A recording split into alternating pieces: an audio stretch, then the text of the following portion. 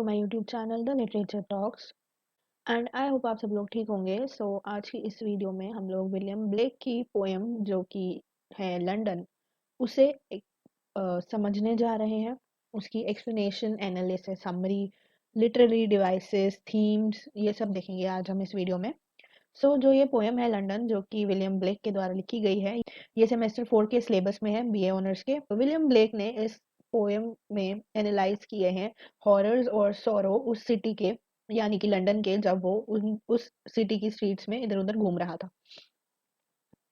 उसने बहुत सारे उदास लंडनियर्स देखे हैं और उन्हें देख के उसे ये समझ आया है, उसे ये एविडेंस मिला है कि जो गवर्नमेंट है उसके पास बहुत सारी पावर है, लेकिन वो बिल्कुल भी इंटरेस्टेड नहीं है उन लोगों की मदद करने के लिए जिनकी उन्हें मदद करनी चाहिए। इस पोएम में स्पीकर बहुत ही अच्छे से क्लियर करते हैं कि गवर्नमेंट जो है उनके पास बहुत सारा कंट्रोल है और वो सोसाइटी पे बहुत ही ज़्यादा कठोरता दिखा रहे हैं। लंदन जो कि विलियम ब्लेक ने लिखी है, ये एक डार्क और ड्रियरी पोएम है। डार्क और ड्रियरी से मतलब है कि ये बहुत ही ज़्यादा डिप्रेस्ड, डल, उदास पोएम है, जिसमें स्पीकर डिस्क्राइब करते हैं उन डिफ़िकल्टीज़ को जो उन्होंने या उन लोगों ने फेस की जो लंदन में रह रहे थे, जो जिनकी लाइफ थी लंदन में, और वो ये सब डिस्क्राइब कर रहा है उसकी वॉक के थ्रू।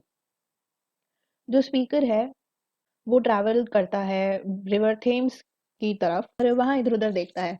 वो उन सब चीज़ों का नोट लेता है, वो नोटिस करता है उन सब चीज़ों को, उन लोगों को, उनके उदास चेहरों को जो वहाँ पर थे। उन स्ट्रीट्स में स्पीकर ने सुनी है और फ़ील करी है लोगों की उदासी, सॉरो। लाइन्स हैं जो सॉरो और जो सॉरो उसने फ़ील करा है, हियर करा है, ये लास्ट 3 स्टैन्ज़ास का फ़ोकस रहेगा। उसने देखा है मेन, वुमेन, चिल्ड्रन के हार्ट्स में वो ट्रू पेन है और जो सबसे ज़्यादा लंदन स्ट्रीट्स पे सफ़र कर रहे हैं वो प्रोस्टिट्यूट्स।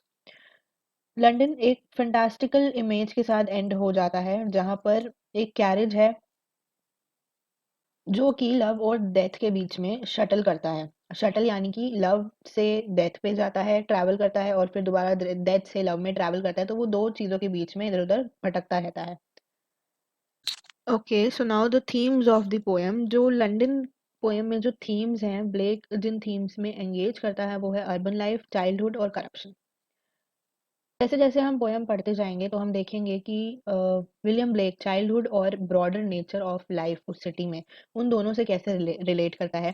फर्स्ट लाइन से, पोएम की फर्स्ट लाइन से क्लियर है कि ब्लेक जो है वो, उसके पास बहुत ही नेगेटिव व्यूज़ हैं, बहुत सारे नेगेटिव व्यूज़ हैं जो उसने वहाँ लंदन में काम करते हुए और रहते हुए देखे हैं चीज़ें, उनके बारे में उन्हें रिलेट करते हुए उसके पास नेगेटिव व्यूज़ हैं। वो सराउंडेड है मिज़री से। मिज़री क्या होती है? अनहैप्पीनेस। और ये मिज़री उसे इस बात की है कि कैसे अडल्ट, जो वहाँ का यूथ है, जो अडल्ट है, उन्होंने कैसे एक इनोसेंस खराब कर चुके हैं वो एक चाइल्डहुड का। ये जो बच्चे हैं ये डिस्ट्रेस में रहते हैं हमेशा। डिस्ट्रेस यानी कि डिस्कम्फर्ट में रहते हैं, अनहैप्पी रहते हैं अपनी पूरी ज़िंदगी, और अपनी फैमिली मेंबर्स के जो उनके सिन्स होते हैं, जो उनकी वज़ह से प्रॉब्लम्स क्रिएट होती हैं, वो इन्होंने फेस की हैं और मोस्ट ऑफ द टाइम ये अर्बन स्ट्रीट्स की डार्कनेस में ही रहते हैं। स्पीकर हर जगह पेन महसूस करता है, हर तरफ, हर स्ट्रीट में उस सिटी की पेन सुनाई देता है और उसे पता है ये नेसेसरी नहीं है उसके लिए सुनना, लेकिन फिर भी वो ये सुनता है। और वो ये भी कहता है कि वर्ल्ड जो है वो इससे ज़्यादा खुश हो सकता था और ज़्यादा हैप्पियर हो सकता था, बट ह्यूमैनिटी की जो डार्क साइड है उसने इम्पॉसिबल कर दिया है ऐसा इस सिटी में होना। ओके, सो अब हम इस पोएम के स्ट्रक्चर और फॉर्म के बारे में बात कर लेते हैं। जो ये पोएम है, ये इस पोएम में 4 स्टैन्ज़ास हैं और हर स्टैन्ज़ा 4 लाइन्स में सेपरेटेड है, जिसे क्वाट्रेन्स कहते हैं। और इन क्वाट्रेन्स की जो राइमिंग स्कीम है वो है AB AB. First stanza explore करता है सिटी को, लंदन सिटी को, व्हाइल जो 3 स्टैन्ज़ास हैं वो बस फोकस करते हैं उन चीज़ों पे जो स्पीकर को सुनाई देती हैं। ये जो पोएम है ये अक्रॉस्टिक है। अक्रॉस्टिक यानी कि इसकी हर लाइन के फर्स्ट वर्ड में आपको कोई मैसेज मिलेगा। कुछ लाइन्स जो हैं लंदन की पोएम की वो मेटेरिकल पैटर्न यूज़ करती है, जिसे आयम्बिक टेट्रामीटर कहते हैं। और ये हमें बहुत ही ज़्यादा परफेक्टली देखने को मिल रहा है फर्स्ट 3 लाइन्स में पोएम की। लेकिन जो 4th लाइन है वो चेंज हो जाती है जब स्पीकर कन्फ्रंट करता है पीपल के साथ, लोगों के साथ, और जो नॉर्मल वॉकिंग रिदम है फर्स्ट लाइन में वो इंटरप्ट हो जाती है।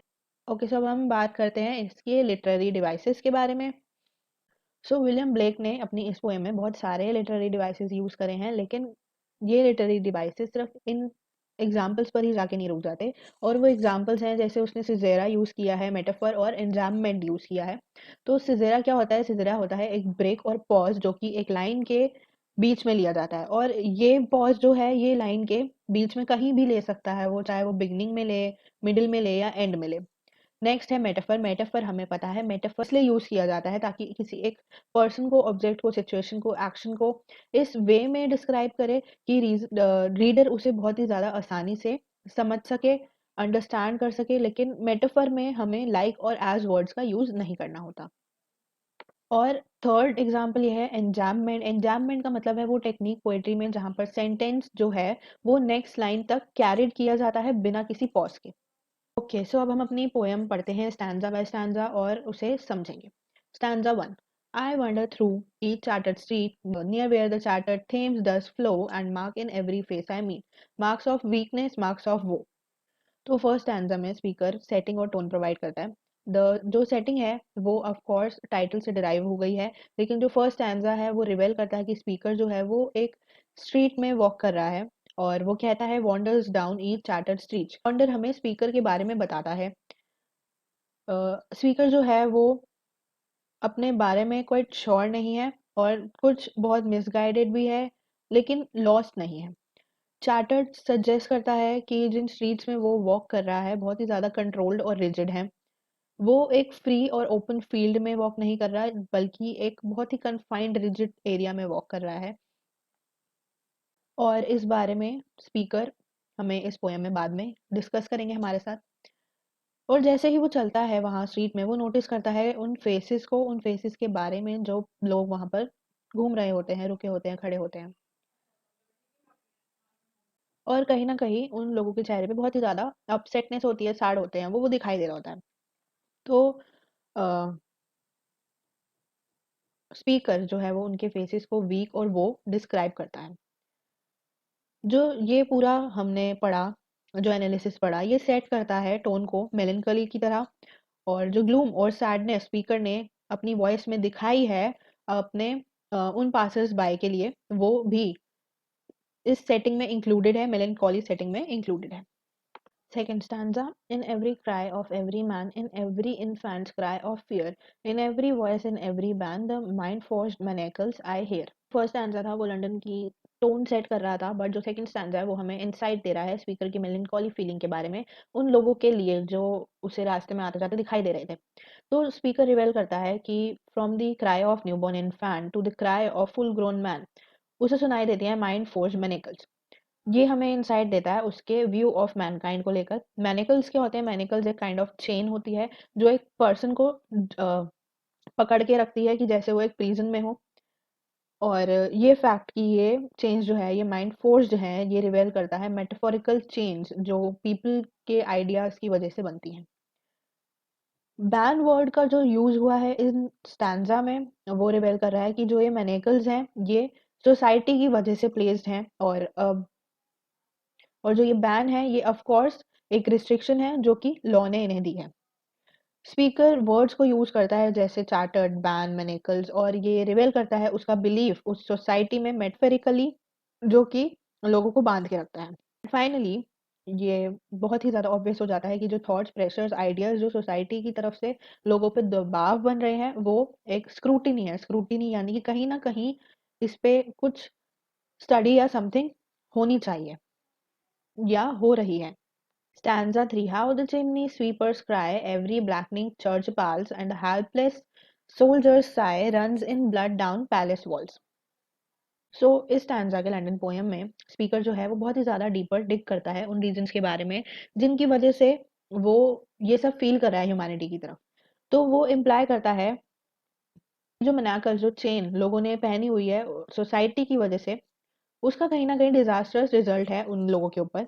तो वो सबसे पहले शुरू करता है चिमनी स्वीपर के साथ। चिमनी स्वीपर जो है वो वन ऑफ द पुअरेस्ट होता है सोसाइटी का। उसकी लाइफ एक्सपेर उसकी लाइफ एक्सपेक्टेंसी जो है वो थ्रेटन्ड है, क्योंकि उसका काम ही ऐसा है, उसके काम की वजह से उसकी लाइफ की एक्सपेक्टेंसी तुम लोग नहीं वो कर सकते, अनुमान लगा सकते, क्योंकि उसका काम बहुत ज़्यादा डेंजरस है। वो हमेशा डर्टी और सिक रहता है। वो लोग जो लोअर कास्ट के होते हैं उन्हें फोर्स किया जाता है इन सब कामों में, और इन सब कामों को करने के लिए एक रिच फैमिली को स्लेव प्रोवाइड करने के लिए उन्हें फोर्स किया जाता है। इसके बाद जो स्पीकर है वो क्रिटिसाइज करता है चर्च को, और उन्हें ब्लैकनिंग कहता है, और वो क्लेम कहता है कि चर्च जो है वो अपाल्स करता है चिमनी स्वीपर के ऊपर। अपाल्स का मतलब होता है कि उन्हें नीचा दिखाता है, उन्हें वीक करता है। ये भी जो चिमनी स्वीपर्स हैं ये भी कभी बच्चे हुआ करते थे। वो भी छोटे थे जब मतलब इतने छोटे थे कि वो चिमनीज में फिट हो जाया करते थे। और जो अब चिमनी स्वीपर्स हैं ये ऑर्फन हुआ करते थे, यानी कि इनके पेरेंट्स नहीं थे। एंड जो चर्च है वो ही इन सब चीज़ों के लिए रिस्पॉन्सिबल है, ऐसा स्पीकर कह रहा है।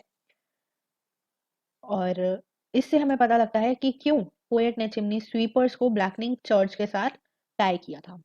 इसके बाद स्पीकर अपनी अटेंशन हैप्लेस सोल्जर की तरफ ले जाता है। हैप्लेस का मतलब होता है वो जो बहुत ही ज़्यादा अनलकी हो, और हैप्लेस सोल्जर जो हैं वो हमारी सोसाइटी में, हमारी नहीं यानी कि पोएम की सोसाइटी में जो है वो बहुत ही ज़्यादा क्रिटिसाइज्ड होते हैं, और उन्हें मिसफॉर्च्यून के नाम से भी जाना जाता है। और इसके बाद वो चर्च की हिपोक्रेसी को जज करता है, उसके बारे में बात करता है, और उसके बाद क्रिटिसाइज करता है गवर्नमेंट को, और सजेस्ट करता है कि सोल्जर्स जो हैं वो पुअर विक्टिम्स हैं इस करप्ट गवर्नमेंट के। वो अपनी फीलिंग्स रिवेल करता है वॉर के रिगार्डिंग। वो डिस्क्राइब करता है अपनी फीलिंग्स को ये कहते हुए कि जो ब्लड है, जो उनका ब्लड पैलेस वॉल्स, जो वो ब्लड है उनका वो पैलेस वॉल्स में रन कर रहा है, डाउन दी पैलेस वॉल्स। और पैलेस यहाँ पर ऑफ कोर्स वो रॉयलिटी है, वो जगह है जहाँ पर रॉयल रिच पीपल रहते हैं।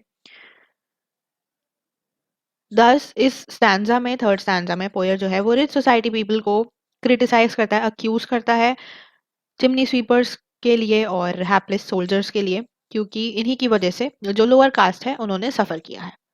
Stanza 4. But most through midnight streets I hear how the youthful harlots curse, blast the newborn infant's tear, and blitz with plagues the marriage hears. Fourth stanza यानी कि फाइनल स्टैंजा में speaker reveal करता है कि कैसे government की करप्टनेस की वजह से सोसाइटी जो है वो इनोसेंट को अटैक करती है।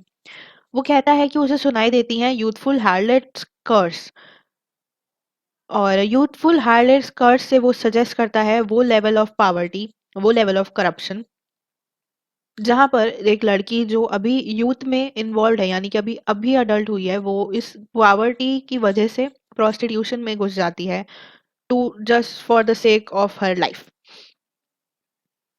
इसके बाद थिंग्स और इंटरेस्टिंग हो जाती है जब स्पीकर रिवेल करता है हार्लेस कर्सिंग को, और वो कहता है कि वो कर्स करती है उस न्यूबॉर्न बेबी के टीयर्स को, और ये अल्टीमेटली इनोसेंस को अटैक करता है। जो स्पीकर है वो यहाँ रिवेल नहीं करता कि वेदर वो हार्लेट जो है वो उस बेबी की मदर है या नहीं, लेकिन लेकिन यहाँ पर वो कंफर्ट कर रहा है उस क्राइंग इन्फेंट को जिसने उसे, जो कि कर्स हो चुका है। और ये रिवेल करता है उस हार्लेट का एक हार्डन हार्ट, मतलब पत्थर दिल उसका, जो रिप्रेजेंट करता है सोसाइटी का at large. And while the innocent shed the tears, the perverted attacked them. Poem की लास्ट लाइन में स्पीकर अपने मैरिज को लेके कुछ थॉट्स रिवेल करता है। जो हार्लेट है उसने अपेरेंटली मैरिज हर्स को बिलाइटेड कर दिया है, यानी कि उसकी उसने अपनी मैरिज डी अरेंज कर दी है by selling her body before ever entering into the marriage union. Like उसने कभी बिना शादी शादी नहीं करी उसने कभी, बट स्टिल उसने अपनी बॉडी बेच दी है किसी और के सामने। और स्पीकर बिलीव करता है कि ये करके हार्लेट ने किसी न किसी तरह अपनी मैरिज को डैमेज किया है, और वो अपने यहाँ पर स्पीकर अपने मैरिज के बारे में कुछ बिलीव्स जो हैं वो भी बताता है। वो क्यों मैरिज हर्स बोलता है, वो मैरिज हर्स इसलिए बोलता है क्योंकि उसके जो मैरिज पे व्यूज हैं वो वैसे ही जैसे डेथ पे हैं। ओवरऑल इस पोएम में सोसाइटी को क्रिटिसाइज किया गया है, चर्च को क्रिटिसाइज किया गया है, प्रोस्टिट्यूशन को क्रिटिसाइज किया गया है और यहाँ तक कि मैरिज को भी क्रिटिसाइज किया गया है। द जो इनोसेंट बेबी शेडिंग टीयर्स वाली लाइन है वो रिप्रेजेंट करती है उन लोगों को जो इस वर्ल्ड में बहुत ही ज़्यादा इनोसेंट है। ये लोग बहुत कम हैं, लेकिन ये अब भी हैं और अटैक इन पे अब भी हो रहे हैं। ओके, सो यहाँ पे आपकी पोएम खत्म होती है। आई होप आप लोगों को ये पोएम समझ आई होगी। Thank you for watching, stay tuned for more.